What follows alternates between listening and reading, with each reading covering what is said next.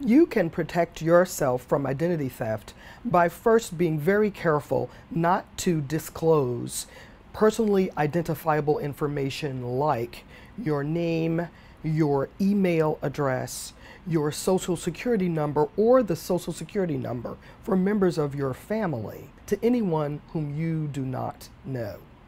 Consumers should be very mindful of storing data on smartphones and other mobile devices, which can be very vulnerable. You should never store passwords, savings, or checking account information in those devices. You should also be careful not to respond to emails or texts from people or companies that you don't recognize. Never click on links that you don't know who they're from. When you check your statements, which you should do regularly, and you see charges that you don't recognize from companies that you don't do business with, you should quickly notify the retailer. You should notify your credit card company. You should close the accounts, both with the retailer and your credit card holder, as quickly as you can. You should also file a police report with your local police, and there now can be an identity theft claim that you can make.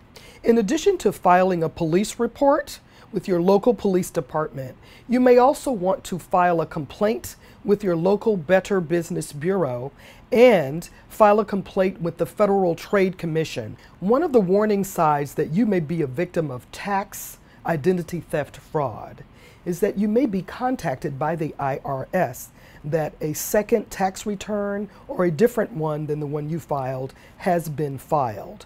If you think you've been the victim of a tax-related identity theft crime, you should contact the IRS immediately. You can do this in several ways. You can go online and file a complaint. You can call them on the phone. They have a taxpayer advocate service that you can use. You may write a letter, or you may visit your local IRS office. In order to choose a tax preparer that is legitimate, here are some things that you can do.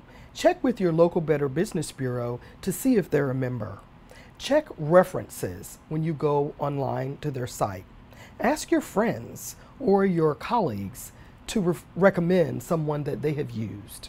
Often, monitoring your credit report may be a way that you find out that you or someone you love has been a victim of identity theft. For more details and instructions on how to prevent identity theft or what to do if you have become a victim of identity theft, go to www.ftc.gov and search identity theft.